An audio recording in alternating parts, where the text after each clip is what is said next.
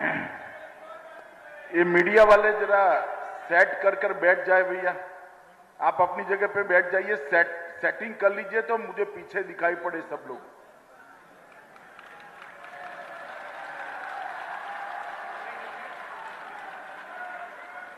मेरे साथ बोलिए, भारत माता की। भाई ये देवभूमि वीर भूमि वालों की आवाज को क्या हो गया है? ऐसी आवाज होती है। फिर से उत्तराखंड में पूर्ण बहुमत की भारतीय जनता पार्टी की सरकार बनानी है। मेरे साथ दोनों हाथ उठाइए, विजय के संकल्प का मुट्ठी भींचिए और प्रचंड आवाज से बोलिए, भारत माता की, भारत माता की, भारत माता की। भाई जरा प्लीज बैठ जाइए, मैं जिद्दी टाइप का आदमी हूं, मैं नहीं बोलूंगा तब। आप माइक सेट करके बैठ जाइए भैया। मैं यहीं रहकर बोलने वाला हूं, कुछ नहीं होगा नया।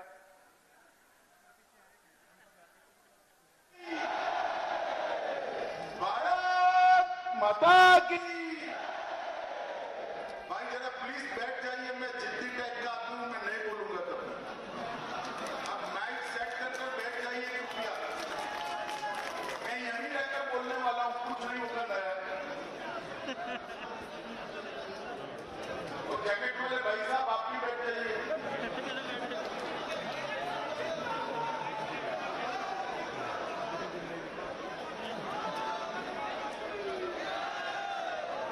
सभी का धन्यवाद। आज के महत्वपूर्ण कार्यक्रम में उपस्थित देवभूमि के युवा मुख्यमंत्री भाई पुष्कर सिंह धामी जी, आज जिनके निमंत्रण पर मैं यहां पर आया हूं, ऐसे उत्तराखंड के सहकारी मंत्री और मेरे मित्र डॉक्टर धन सिंह रावत जी, हमारे केंद्रीय मंत्री श्रीमान अजय भट्ट जी, हमारे पूर्व मुख्यमंत्री त्रिवेंद्र सिंह रावत जी, विजय बहुगुणा जी, तीरथ सिंह रावत जी, मेरे साथ यहाँ पर उपस्थित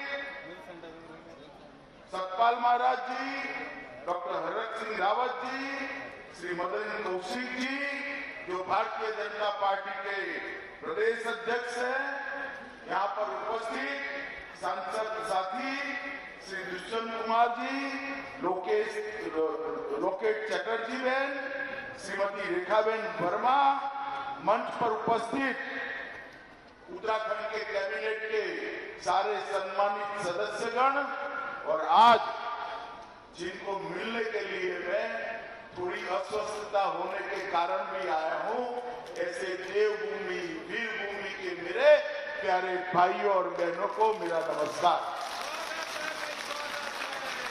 आज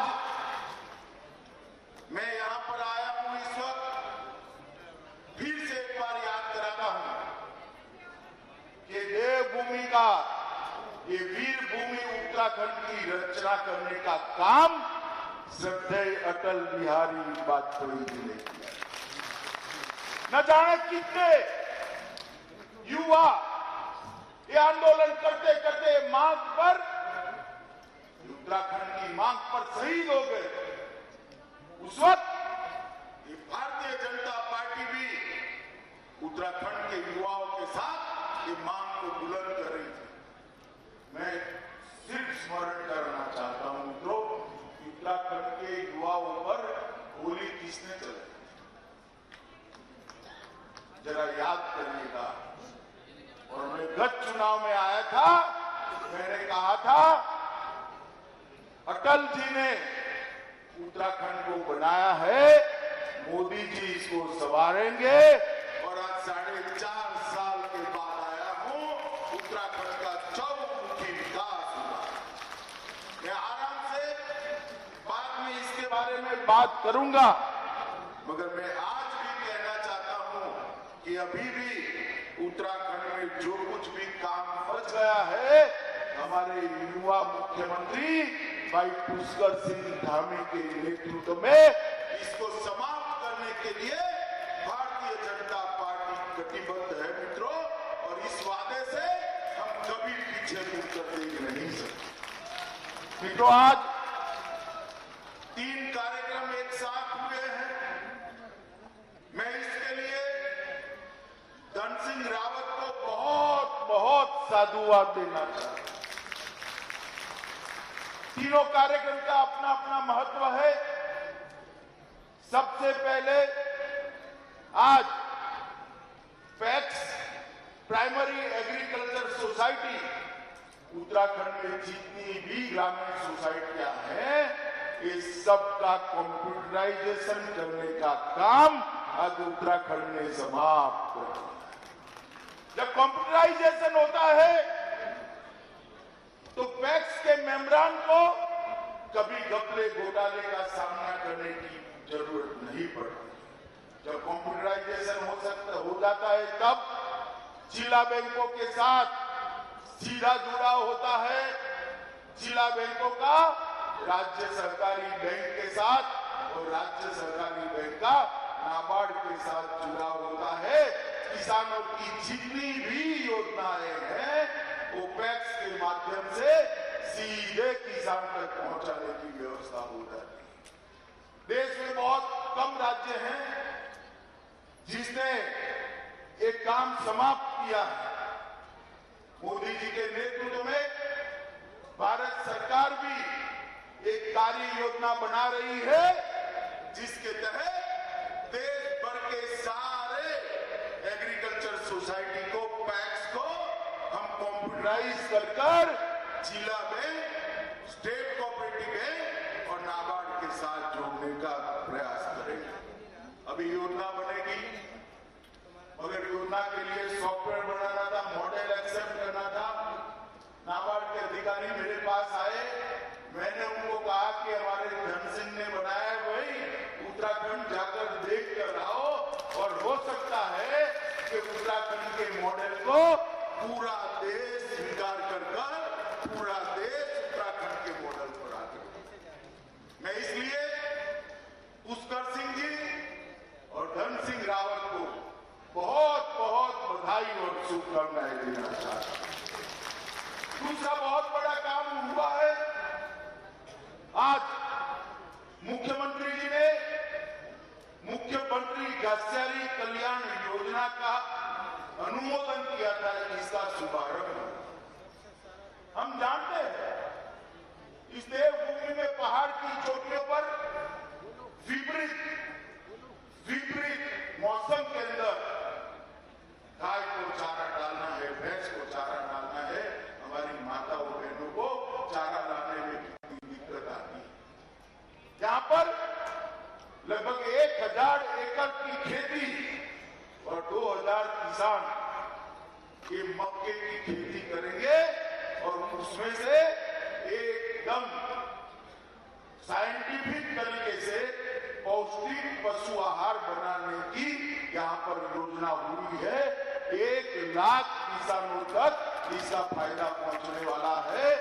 थोड़ा बहुत तो मौसम अच्छा होगा तब नीला चारा भी डालना पड़ेगा, हरा चारा उसको डालना पड़ेगा, परंतु ज्यादातर मेहनत हमारी पशुपालन के साथ जुड़ी हुई बहनों की, माताओं की इसके कारण समाप्त। और तीसरा काम हुआ है, यहाँ पर एक कोऑपरेटिव ट्रेनिंग सेंटर का उद्घाटन मेरे हाथ से कराया गया। मैं आपको कहने आया हूं मित्रों, ये कोऑपरेटिव ट्रेनिंग सेंटर आज कोऑपरेटिव को आगे बढ़ाने के लिए बहुत बड़ी जरूरियात है। सहकारिता आंदोलन को जिस प्रकार से कांग्रेस के राज में क्षीण कर दिया, मोदी जी ने अभी आजादी के अमृत वर्ष पर, आजादी के 75वां साल है, उस वक्त एक नया सहकारिता आंदोलन बनाकर, विभाग बनाकर, मंत्रालय बनाकर सहकारिता से जुड़े हुए देश के करोड़ों किसान, महिलाएं,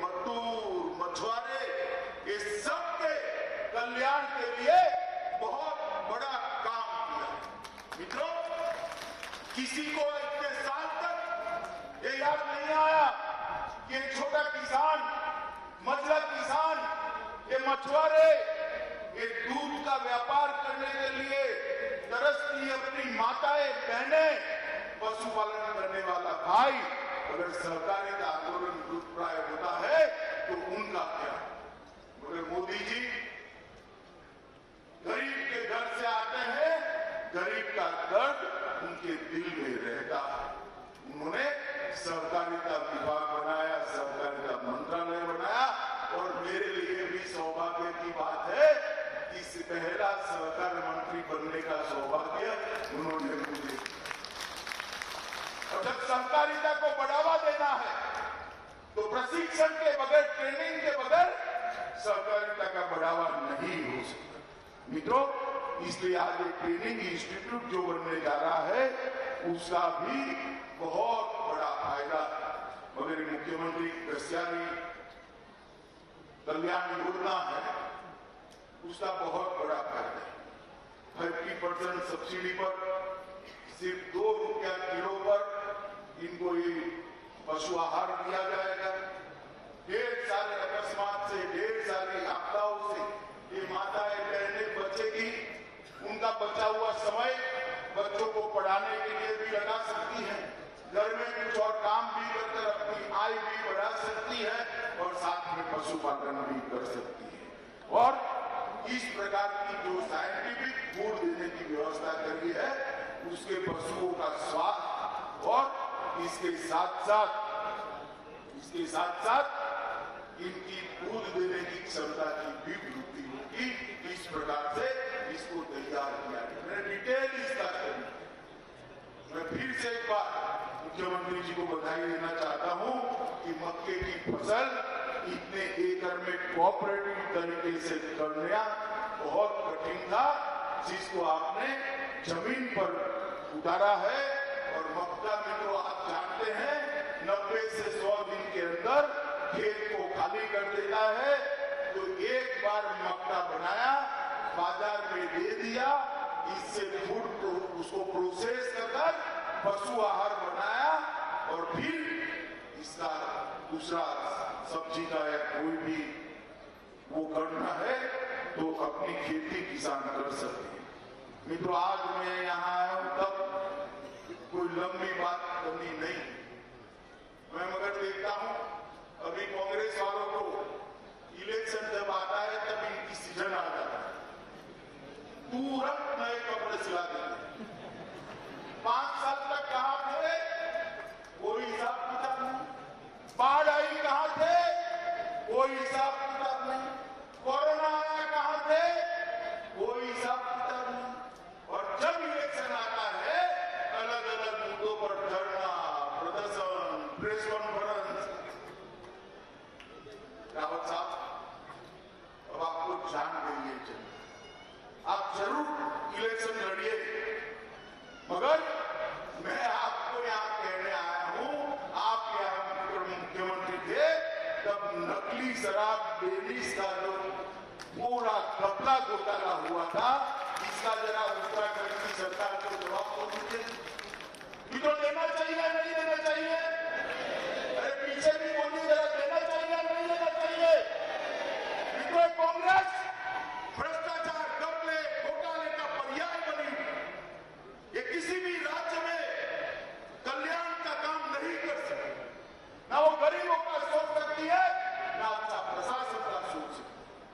गरीब कल्याण और अच्छा प्रशासन मोदी जी के नेतृत्व में केवल और केवल भारतीय जनता पार्टी दे सकती है और कोई। 2017 में जब चुनाव हुए, मैं ही भारतीय जनता पार्टी का राष्ट्रीय अध्यक्ष था। मैं इस देवभूमि पर आया था। हमने हमारा एक घोषणा पत्र जारी किया था और घोषणा पत्र को लेकर कोई भी स्टडी कर दे, हमने 85% से ज्यादा हमारे वादे समाप्त कर दिए। 85%। और मैं यहाँ पर चैलेंज लेकर जाता हूँ रावत साहब को कि रावत साहब, आप कांग्रेस में थे, उसका घोषणा पत्र था, आपकी सरकार में रहते, मुख्यमंत्री के नाते सारी घोषणाओं की, इसका सूची बना दो। मैं मेरे युवा मोर्चा के अध्यक्ष को भेजता हूं, यहाँ हो जाए देहरादून के चौराहे पर 2-2 हाथ एक बार चर्चा। कांग्रेस पार्टी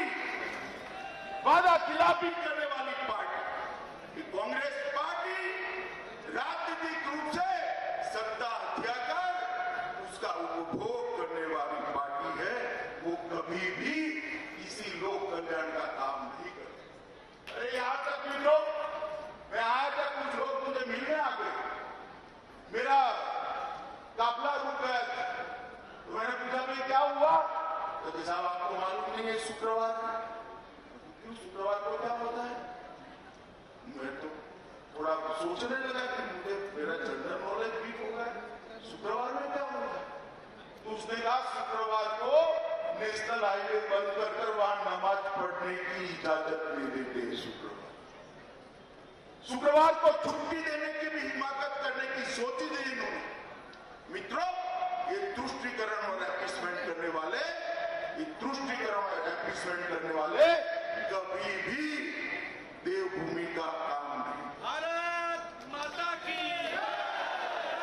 और यहां पर आकर बड़े बड़े आवाज से हमारे पुस्तकधामी को सवाल करते हैं, भैया रावत साहब आप जरा आपका स्ट्रिंग ऑपरेशन एक बार देखकर आ जाइए तो आपको मालूम पड़ेगा, आपको बोलना चाहिए।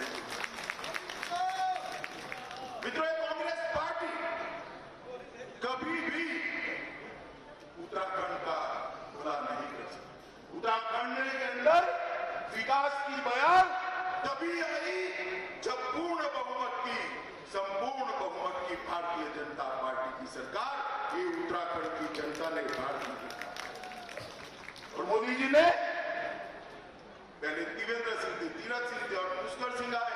मोदी जी ने हमारे तीनों मुख्यमंत्रियों को साथ लेकर एक विकास का नया संपूर्ण बनाया है। इसके कारण आज मुख्य उत्तराखंड आगे बढ़ रहा है।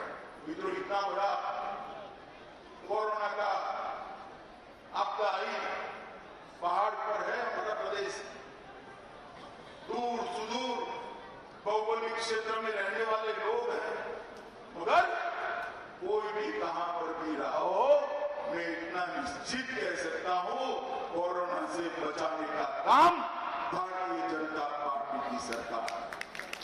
उत्तराखंड हमारा ये वीर भूमि है, देवभूमि, 100% टीकाकरण जिन राज्यों में सबसे पहले हुआ उसमें से हमारा उत्तराखंड।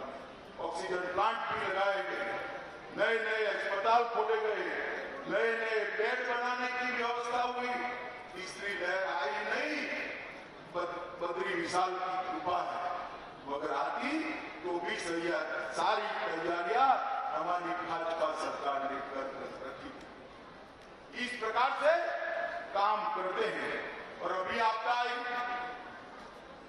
आपदा के अंदर जैसे ही भारत सरकार से सूचना मिली, मुख्यमंत्री जी अयोध्या से सारे कार्यक्रम बंद कर वापिस आए और एक भी यात्री की जान नहीं गई है। मित्रों, एक भी यात्री की जान।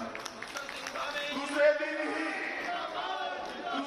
ही रेस्क्यू ऑपरेशन आया, शुरू हो गया। मैं आया रात को बड़े सवेरे 9 बजे रिव्यू बैठक चालू हुई, मैं तो आश्चर्यचकित हो गया, मेरे करने के लिए कुछ बाकी ही नहीं है। तो मैंने फिर इसे बधाई देकर वापिस आना ही उचित समझा। और मित्रों, हवाई निरीक्षण में जहां जहां गया, मुख्यमंत्री राज्य के चीफ मिनिस्टर, चीफ सेक्रेटरी और डीजीपी तीनों को वल्नरेबल पॉइंट्स मालूम, क्या प्रॉब्लम है, कहां भी सुधार करना। इस प्रकार की जागरूक सरकार जब हो तभी विकास हो सकता है। मित्रों, आज मैं यहाँ पर आया हूँ तब ये भी कहना चाहता हूँ कि गंगा जल के वितरण के लिए भी कोऑपरेटिव तरीके से एक नया काम शुरू हुआ है और इससे देश भर के मां गंगा के प्रति श्रद्धालुओं को, श्रद्धा रखने वाले श्रद्धालुओं को घर बैठे गंगा जल भी मिलेगा और उनका मोक्ष का रास्ता भी मिलेगा। आज मैं यहां आया हूं, अपना केदार धाम शत विशत हो गया था। जब आपदा आई तब 5 तारीख को प्रधानमंत्री जी उसका वहां पर एक बहुत बड़ा भगवान आदि शंकराचार्य का मूर्ति वहां लगाने वाले हैं मित्रों, और उसके साथ देश भर के शिवालयों को उन्होंने जोड़ा है। बद्रीनाथ की योजना तैयार हो गई, काम चालू होगा। केदारनाथ का पुनर्निर्माण आज समाप्ति के आरे पर है और आपका 4 धाम संपर्क का जो सुधार था वो 890 किलोमीटर का 11,680 करोड़ के खर्चे से 4 लेन रोड और 4 वेदर रोड 365 डे रोड आज समाप्ति की ओर जा रहा है। ये भारतीय जनता पार्टी नहीं कर सकती। उनको तो डर लगता था वे केदारधाम का मंदिर बना लेंगे तो अपनी वोट में क्या सोचेंगे। रावत साहब आप करिए, हम किसी से नहीं डरते। ये बद्री विशाल और केदारधाम उत्तराखंड का नहीं पूरे भारत का गौरव है, उसका पुनर्निर्माण होना ही चाहिए। अमृतसर कोलकाता औद्योगिक गलियारे के लिए 20,000 करोड़ का निवेश, ऋषिकेश कर्णप्रयाग नई रेल लाइन 125 किलोमीटर की 24,659 करोड़ का रेल निवेश, राष्ट्रीय राजमार्ग के नगीना काशीपुर खंड को 4 लेन का बनाना 2500 करोड़ का निवेश, काशीपुर सीतारखंड नेशनल हाईवे 74 757 करोड़ का निवेश, विष्णुगढ़ पीपलकोटी जल विद्युत परियोजना 450 मेगावाट की 3860 करोड़ का निवेश, तपोवन विष्णुगढ़ जल विद्युत परियोजना 5867 करोड़ का निवेश, हरिद्वार देहरादून चौड़ीकरण योजना 593 करोड़ का निवेश, Lata Tapovan hydro electric power project 1527 crore का निवेश, मुजफ्फरनगर हरिद्वार चौड़ीकरण 754 करोड़ का प्रोजेक्ट, किसाऊ 660 जल विद्युत परियोजना 7,000 करोड़ का project, Tehri pump storage plant 4,825 crore का प्रोजेक्ट और देवबंद रूट की नई लाइन परियोजना 780 करोड़ का प्रोजेक्ट। तो 85,000 करोड़ के प्रोजेक्ट एक छोटे से राज्य में मोदी जी ने 5 साल के अंदर करने का काम किया। मैं पूछना चाहता हूं कांग्रेस के नेताओं, मैंने तो भारत सरकार ने क्या किया इसका हिसाब दे दिया 5 साल 2017 से 2022। भाई आपकी भी 10 साल सरकार रही थी, सरदार मनमोहन सिंह इसके प्रधानमंत्री थे, रही थी या नहीं रही थी बताओ भाई, रही थी ना। अब कांग्रेस वालों को मैं सार्वजनिक रूप से कहकर जाता हूं, ये 10 साल के अंदर आपने उत्तराखंड से के लिए क्या किया इसका हिसाब जरा ये देवभूमि की जनता को दीजिए। ऐसे नहीं चलता, आरोप कर भाग जाना, आंदोलन करना, कॉन्क्रीट विकास करना पड़ता है। हमने 85,000 करोड़ के काम गिना दिए, सब पर अभी काम चल रहा है।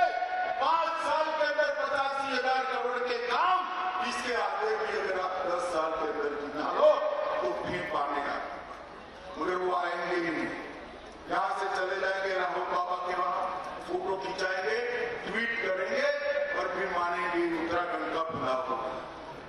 मित्रों, ये लोग कभी उत्तराखंड का भला नहीं कर सकते। उत्तराखंड के गरीबों का केवल और केवल मोदी जी के नेतृत्व में, पुष्कर धामी के नेतृत्व में भारतीय जनता पार्टी ही उत्तराखंड का भला कर सकती है और कोई नहीं। और हम तो मानते हैं अटल जी ने उत्तराखंड को बनाया है, उत्तराखंड का विकास करने का हमारा नैतिक दायित्व है, हमारी जिम्मेदारी। मैं आज कहने आया, उत्तराखंड की गरीब माताओं के घर में आज तक गैस नहीं जाता था, गैस देने का काम नरेंद्र मोदी जी ने। उत्तराखंड के गरीबों के घर में बिजली भी नहीं थी, गट्टू भी नहीं था, बिजली पहुंचाने का काम नरेंद्र मोदी जी ने किया। उत्तराखंड के हर गरीब के घर में शौचालय बनाकर माताओं और बहनों को शर्म से मुक्त करने का काम भारतीय जनता पार्टी की नरेंद्र मोदी सरकार ने किया। उत्तराखंड के हर घर के अंदर एक हेल्थ कार्ड, जिसमें 5 लाख रुपया का आयुष्य का खर्चा भारत सरकार और उत्तराखंड सरकार उठाती है, ये भेजने का काम भारतीय जनता पार्टी की नरेंद्र मोदी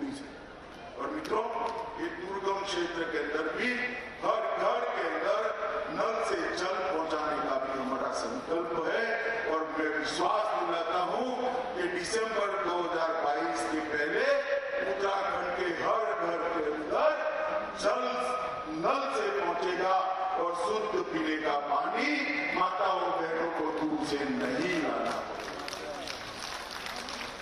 अब जरा हमने कांग्रेस वाले जवाब दे, क्या किया 70 साल 4 पीढ़ी के शासन किया, आपने क्या किया? अरे बैंक अकाउंट नहीं दे पाए थे, गरीबों के 45 करोड़ बैंक अकाउंट खोलने का काम हमारे नेता और देश के प्रधानमंत्री नरेंद्र मोदी जी। मित्रों, मैं तो आज ये वीर भूमि उत्तराखंड की जनता को बताने आया, उत्तराखंड में कोई घर ऐसा नहीं है जहां से जवान या तो सेना में नहीं या सीएपीएफ में।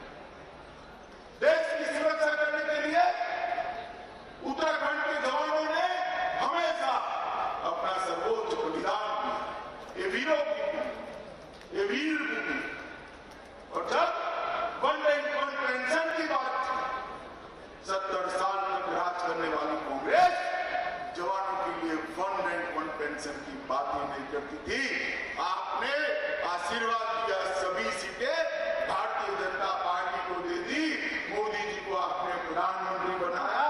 एक ही झटके में 2016 में वन पेंशन का मसला समाप्त कर लाखों जवानों के घर में उनका अधिकार देने का काम एक भारतीय जनता पार्टी की सरकार। मगर मित्रों, गड्ढा बहुत बड़ा है, 5 साल में नहीं भरेगा। हमें एक मौका दीजिए, मैं आपको वादा कर चाहता हूं, एक मौका दीजिए, हर घर में खुशहाली लाने का काम मोदी जी और हमारे पुष्कर धामी की टीम बन। हम लोग विकास में मानते हैं, हम लोग गरीबों का दर्द जानते हैं, क्योंकि हमारा नेता ही चाय बेचने वाले के गरीब परिवार में जन्म। मित्रों, मैं फिर से एक बार आप सब लोगों को निवेदन करता हूं, आज जो 4 योजनाओं का शुभारंभ हुआ है उसकी शुभकामनाएं देता हूं, और साथ में आने वाले दिनों में उत्तराखंड की जनता कोई गलत फैसला न करे। भारतीय जनता पार्टी का साथ दीजिए, मोदी जी पर विश्वास करिए और पुष्कर धामी को मौका दीजिए, हम उत्तराखंड को बदल सकते हैं। बहुत सारी माताएं बहनें आई, घर में मटका खरीदना होता है तो टकोरा लगाते हैं ना, पक्की या कच्ची मटकी लगाते हैं नहीं लगाते? तो भाई 50 से 75 रुपए की मटकी खरीदने में टकोरा लगाते हो। 5 साल के लिए सरकार बनानी है, जरा टकोरा ढंग से लगा देना, नंबर बनाए, फिर से आरोपों की राजनीति करेंगे, काम कुछ नहीं करेंगे और भ्रष्टाचार का बयान आ जाए। भारतीय जनता पार्टी के नेतृत्व में यहां पर विकास की शुरुआत हुई है, उसको सातत्य दीजिए, उसको समर्थन दीजिए, उसको आशीर्वाद दीजिए और भगवान केदारनाथ और हमारे बद्री विशाल को पूरे विश्व के अंदर गौरव हो ऐसे विकास के साथ बैठा हुआ देखिए। इतनी ही बात कर मेरी बात को, मेरे शब्दों को विराम देता हूं। मैं आप सभी से निवेदन करता हूं, एक संकल्प के लिए दोनों हाथ उठाइए दोनों हाथ, विजय के संकल्प की मुट्ठी पीछे प्रचंड आवाज से बोलिए, भारत माता की, भारत माता की, भारत माता की, वंदे वंदे वंदे।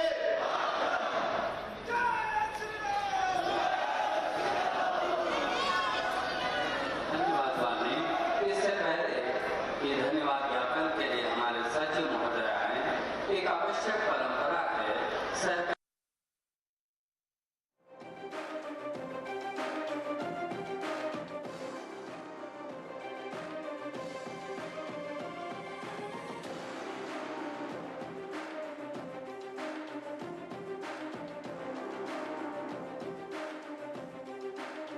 को सुन रहे थे आप, जिन्होंने चुनाव प्रचार का शंखनाद कर दिया है। आज इस संबोधन के जरिए उन्होंने बताया कि कैसे मौजूदा सरकार उत्तराखंड को विकास के रास्ते पर आगे लेकर बढ़ रही है। देवभूमि को और विकसित करने का प्रयास किया जा रहा है, लेकिन ये प्रयास निरंतर आगे बढ़ता रहे, इसके लिए जरूरी है कि 2022 में एक बार फिर से भारतीय जनता पार्टी की सरकार बनवाइए। ये अपील की उन्होंने यहाँ मौजूद लोगों से, साथ ही साथ कार्यकर्ताओं में भी जोश भरने की कोशिश की, ताकि पार्टी की जो नीतियां हैं, पार्टी की विचारधारा है, उसको जन जन तक पहुंचाया जा सके। पीएम मोदी ने गरीबों का दर्द समझा, उनके लिए काम किया। सीएम धामी मेहनत से काम कर रहे हैं, इस बात का उन्होंने जिक्र किया और साथ ही साथ ये भी कहा कि चुनाव आते ही एक्टिव हो जाती है कांग्रेस, वरना विपक्ष की भूमिका में भी कांग्रेस कहीं नजर नहीं आती है। तुष्टीकरण करने वाले विकास नहीं कर पाएंगे, इस बात का उन्होंने जिक्र किया। पिछली सरकारों में किसानों की अनदेखी